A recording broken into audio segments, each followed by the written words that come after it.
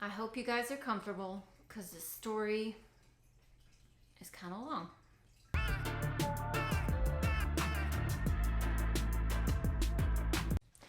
What's up, guys? Welcome back. So today is a very highly requested video from you guys, and it is all about the process of buying my first rental property.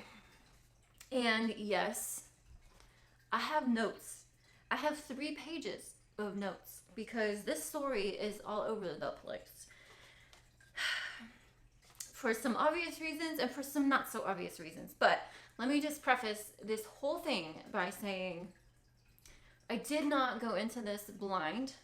I know some things have happened of late that you guys have been commenting on my videos like, oh my god, this is why I never am going to invest in rental properties. You do you. That's cool. I knew this, process wasn't going to be sunshine and rainbows and straightforward all the time. It's going to have setbacks and it's going to have expenses and problems and whatever. So I knew that. I knew that going into it. And I guess kind of why I chose rental properties, I don't know. I mean, I do. I don't know. It's what I see as a path forward for me to make passive income. And once I am financially free and out of all the student loan debt that I have, I genuinely want to replace my W-2 income with passive income so I can leave this job that I hate and go back to something that I love or something that I want to do, potentially using my degree that I'm in this freaking debt for, that I'm not even using right now. That's okay. Classic, right? Anyway, so you know how it goes. You read Rich Dad Poor Dad, and all of a sudden you're like, oh my god, I want to be an entrepreneur, because it's like a punch in the face that you suddenly see that there's a different way, and that a W-2 job is not the only option. In fact, it's like the highest taxed option out there, and it just doesn't provide. In our society, it feels like safety and security, because it's like I have a paycheck every week or every 2 weeks, or every month or whatever. You go in and you give your time and efforts and you are paid back with a paycheck. And if you're lucky, you get a 401k and maybe a pension, although I think those are a thing of the past. But it feels safe and secure. That's the safe option, because that's what society tells you is the safe option. And when you read Rich Dad Poor Dad or 4 Hour Work Week or any of those books, and you get punched in the face with the realization no, that's not safe. You're still reliant on somebody else who could let you go at any moment. And I'm guessing, just by the media and everything you see on, I don't know, I guess if you're paying attention to those kind of things, the pandemic has taught us that that's not the case. So anyway, so I read Rich Dad Poor Dad, and I was like, I want to do rental property investing. And so I spent at least 9 months going hardcore with research and figuring out the best way to do this, like the ups, the downs, the good, the bad, the ugly. How do I even begin? So I started talking about it with a coworker at work one day. Hey, Jay, if you're watching. And he was like, have you ever heard of Bigger Pockets? And I was like, what the heck is that? So they're like the #1 real estate investing podcast. And I spent 9 months listening every free moment I had in the car, at home, at the gym, podcast after podcast after podcast.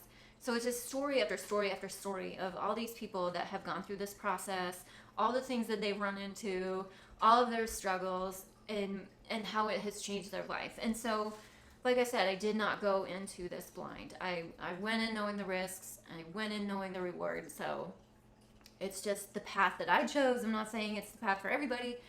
It's just what I chose. So that's the preface to this. And then, of course, the other elephant in the room with this whole process, I chose to do this in the middle of a pandemic. So just keep that in mind when we go through these 3 pages of notes. Y'all know what happened during the pandemic. The housing market went bananas, and shit just hit the fan with the housing market. So everyone was rate out straight, lenders, brokers, friggin', appraisers, real estate agents, like everybody was just off the wall, crazy busy. And obviously that was a huge factor in this whole process with like timeline delays, communication errors, it just, so keep that in mind. Okay. So I chose to go with a turnkey company, and what that means is there's companies out there who work specifically with real estate investors. So they research areas, and they, or at least the one I went with, so they have teams set up in different areas of the United States that are, decent home prices and really good rental rate returns. So it's a good return on investment for investors. So they'll set up a team there and they'll have like maintenance personnel. They'll work with property management teams, lenders, and they have just a team, what they call closing coordinators. So they're the person that the investor works with to kind of put all the pieces together, and they help you through this process.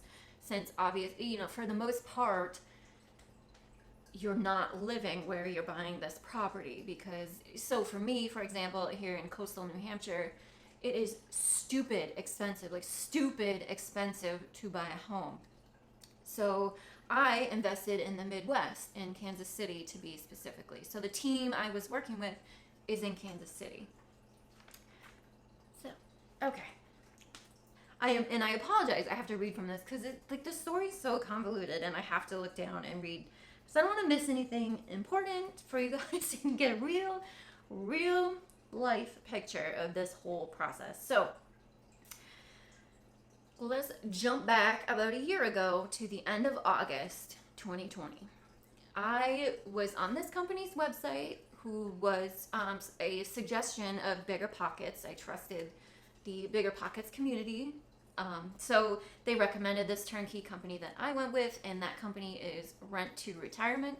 So I got on their website and looked at all their inventory, and I said, ooh, okay, I want to buy this house. So I reached out to them, and we had a phone call set up for the first week of September. So it's just, you jump on the phone with them and you say, I'm interested. What do I do to get started? And then they help you with that whole process. So they give you a list of suggested lenders to reach out to get the kind of pre-approval process started. And once you kind of give them verbal confirmation, they hold the house for you and kind of set it aside for you to go through the process. Okay, so the house that I chose, remember this number because it's kind of important, but they had it listed for sale for $74,000. And underneath the property info on their website, they give you a detailed outline of, here's the purchase price, here's, if you give 20% down, here's what your mortgage, principal, interest, and insurance should look like, your yearly taxes in a monthly breakdown, here's what it rents for, here's your projected monthly cash flow. So at the purchase price of $74,000, I think it had maybe like $250, $300 monthly cash flow projection. Something around there. I don't remember exactly. Doesn't matter. So within a few days, September 11th, I had conditional approval by a lender. And then over the next week, I went into contract with the company, and I sent that property info to the lender to start the official loan and purchase process. And then over the next couple weeks, so September 17th, okay, next month and a half, September 17th-ish to October 30th, I wired the down payment to the lender. I wired earnest money to the title company. I got insurance quotes, which they also provide a list of insurance recommendations, people that they work with. And it's helpful to work with these people that they suggest, because these lenders, insurance agents, etc., are used to or familiar with working with investors. So not every lender is, and you got to keep that in mind. So just spent the next month going through, September and October, going through the paperwork process with the lender. They come back, say, I need this, you send it back.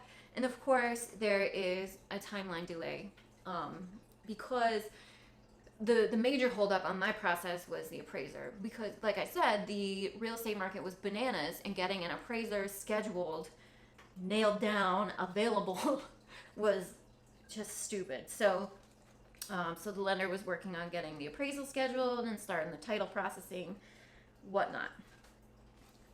Whew. And during this time, when I told the company I wanted this house, they said, no problem, but we are still working on minor renovations because we want it all ready for you. So that's another thing that some of these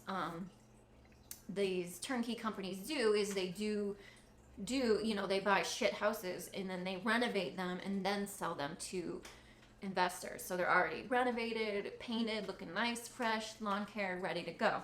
So they were still working on bits of that, and I knew that when I chose this house. Like, it said right in the property info, like, rehab is still in process. So those minor renovations were kind of delaying the appraiser a little bit, because obviously you don't want the appraiser out there until everything's done and it's looking its best.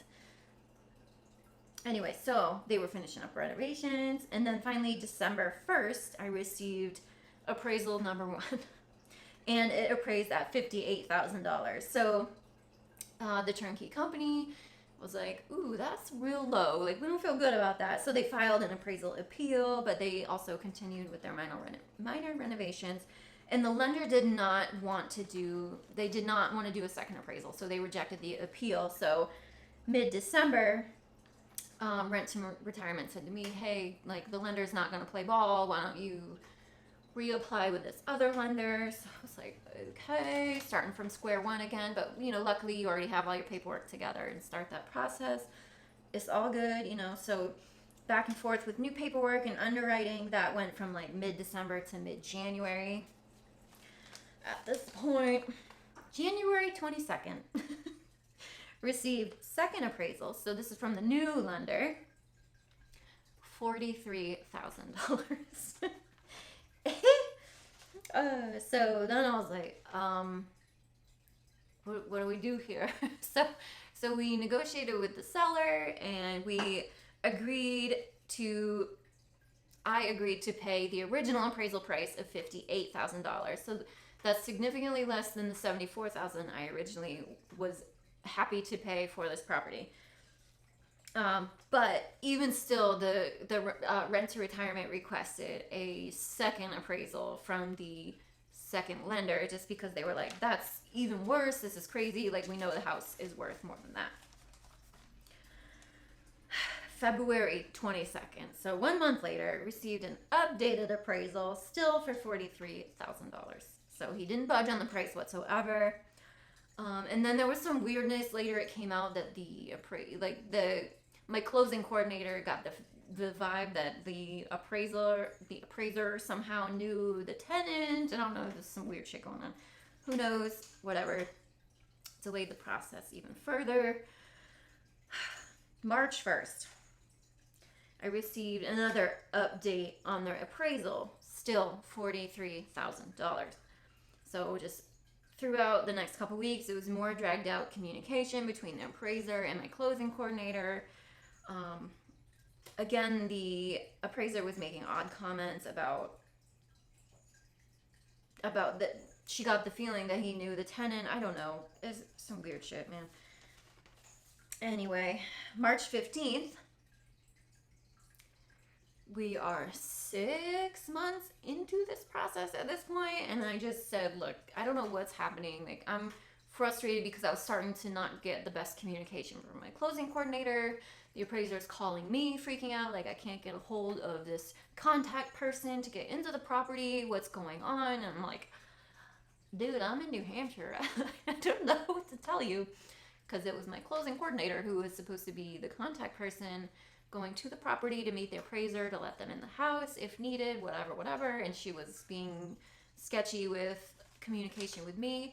And again, I think it was just pandemic craziness. Like, everyone and their brother was trying to buy a house. Like, houses were snatched up, not available. And so I think everyone was just like stressed to the max, and she was probably juggling like 10 houses at once. Like, I don't know. Anyway, so I told her I was just completely discouraged, and I wasn't expecting this to be a smooth process, but like 6 months in and we're still up in the air. Like, what's happening here? This appraiser is getting weird. Shit's weird.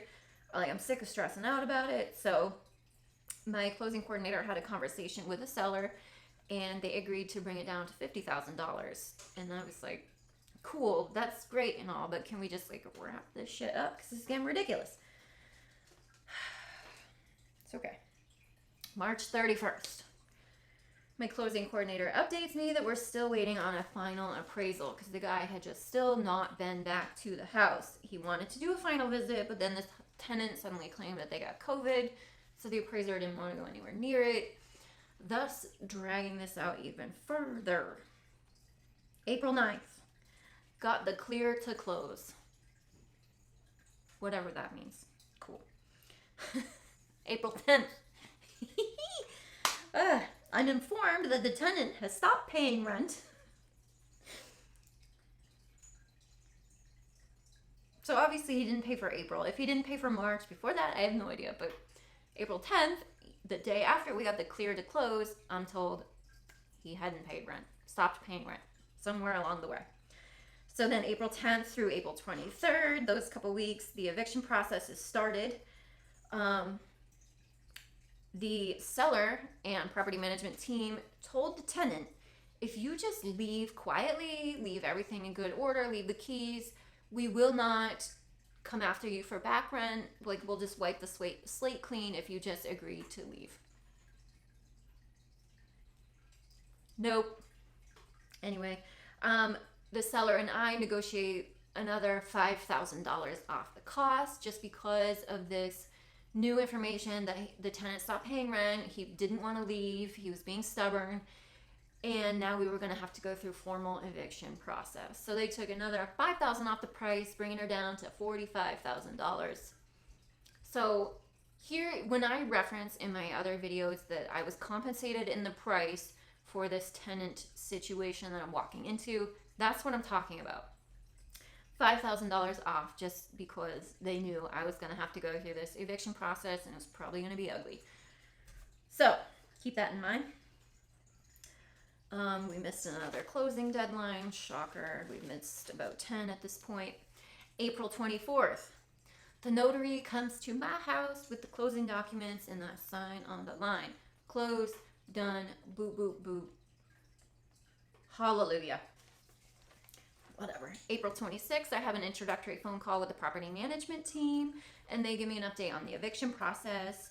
June 3rd, I get an update in my evictions coordinator. So I really, really like the property management team. They're very communicative, helpful, on the ball. So they have a specific person who's called their evictions coordinator who will go to court for you and just like get all the paperwork going, do this whole process for you. So that's amazing. So she updated me June 3rd that a trial date was set for June 24th. So this is where the tenant will go to court and the judge will say, or I guess he got the chance to say, I don't agree with these charges that the property management team is saying I owe, like back rent. Okay. June 25th, I get the update from the coordinator that the tenant has appealed all charges against him. So a ruling is now set for July 7th. So somehow the tenant was like, I don't owe any back rent. And I'm guessing he maybe felt that way because of the eviction moratorium from the COVID, the pandemic situation. But either way, the judge wasn't having it. July 7th, judge ruled that he has to vacate. So we wait for word from the sheriff's office of the lock change out date. Boom. I was scared because I did not think the judge was going to rule that way because of the eviction moratorium. So I was so happy about that. Boop. July 28th. Notified that the locks are changed, but that guy and his family apparently left a flippin' mess. Beds, mattresses, couches, easy chairs, food, bikes through the yard. He hadn't mowed the grass, I'd say, since wintertime. Like, yeah, at all that this summer, this season, since the snow melted. It was like 3-4 feet high. There was kids' toys just scattered all through it, all through the house. The guy broke the bathroom mirror. Somebody kicked a bunch of holes in the wall. You know the scene, right? So I receive a bill for $1,250 for debris removal, which is rental of a big ass dumpster, and for the property management team to get in there and clean out everything and to mow the grass and get it back to a lawn instead of a forest. And then I also receive a bill for $175 for the lock change. And then I hear from another person on the property management team who is, I don't know if she kind of handles the books or whatever, but she's like, I'm calculating. I need to have like an itemized list of the charges against the tenant so that I can provide it to him when I say, hey, you're not getting your security deposit back and here's why. So she estimated that the tenant owed me $7,428 worth of damage and repairs. I was like, ooh, okay. So far I've only seen a bill for the dumpster clean out, lawn maintenance, and lock change. I have no idea what the bill is going to be for repairing the wall, fixing the bathroom mirror situation, probably repainting. And they also said that they're probably gonna have to get an exterminator in there. So I don't know what the final charges on all this shit's gonna be, but it's not gonna be pretty, but that's okay. So I sent that kind of itemized list to her last week. So she said, great, I'm gonna forward this to the tenant and started working on releasing the security deposit funds back to you, me, he. Whew. So that's where we're at. Clean up. Clean up and repair. So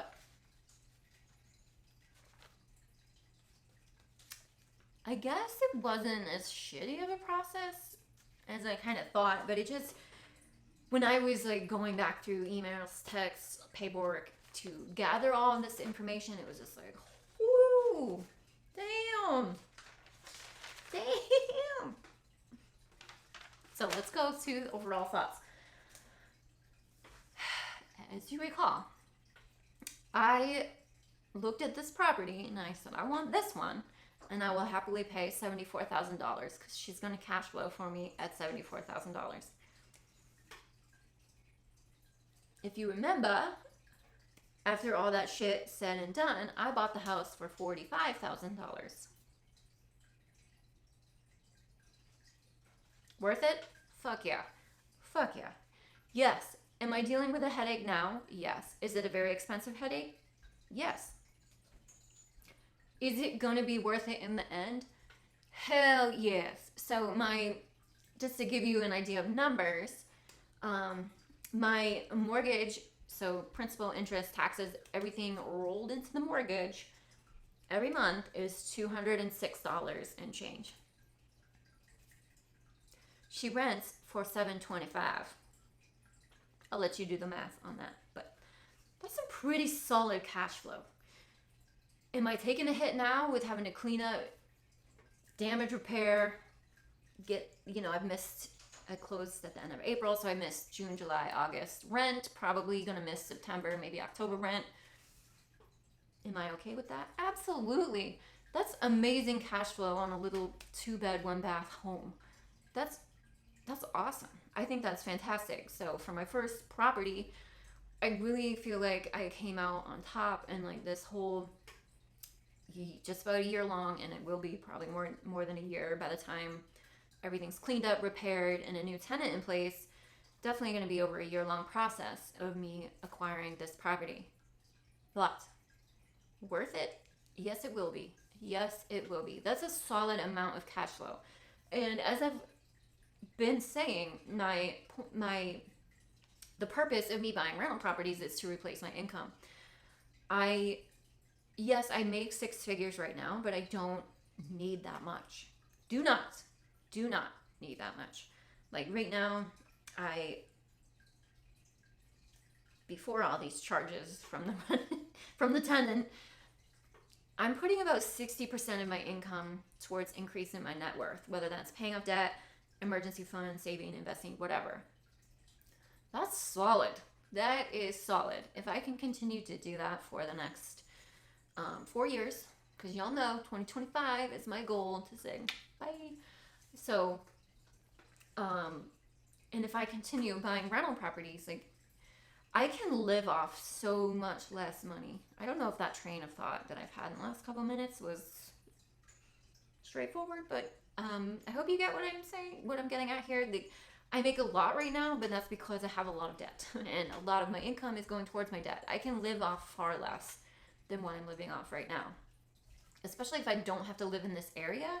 Like, yes, I found this real cheap apartment, which comes at a cost, because it's like, I can't ever relax here because it's so loud, but it's allowing me to place a lot of my income to increasing my net worth and being able to become financially independent and getting the hell out of here. So I will certainly not live here in this expensive area once I'm able to walk away from this job. I don't know where I'm going, but definitely somewhere cheaper. It doesn't matter right now because that's still far, 4 years away. But so the point of that was, like, the cash flow from this one property is going to be a significant dent in my, or it's going to be a significant portion of the income that I will need once I am financially independent and have no more debt and can live somewhere cheaper. Like $500-ish a month in passive income is solid. That's amazing. I can easily live off probably less than $2,000 a month, maybe $2,500. So I am not gonna, I think just gathering a rental property a year, or, like I've said before, I might not buy one in 2022, but maybe in 2023 or 2024, I'll buy like a 4 or 5 unit apartment building, and then that should have really solid cash flow. So that's kind of my thought process and why I'm doing all of this. So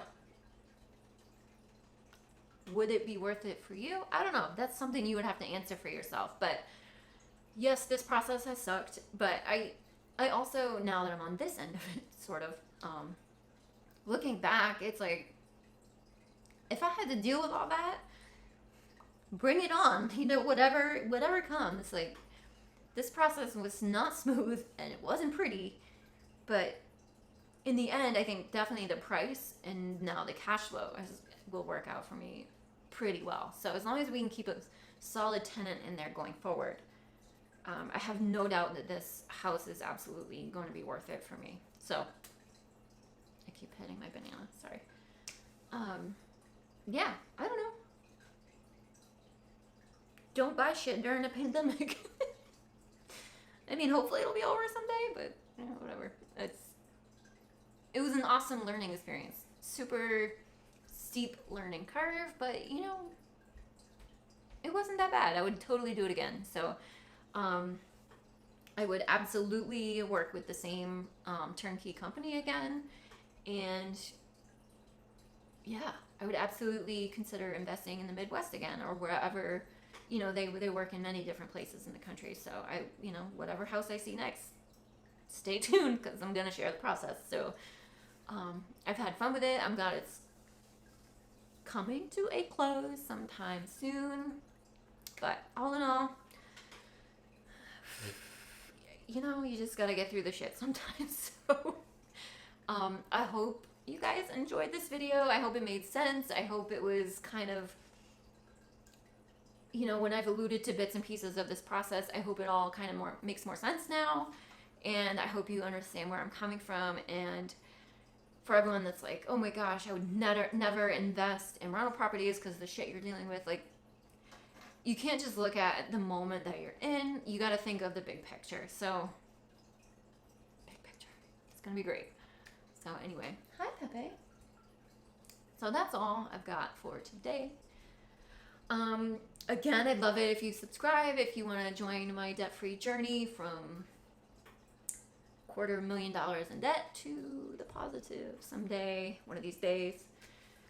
And I hope you guys have a great rest of your week, and I'll see you guys in the next video.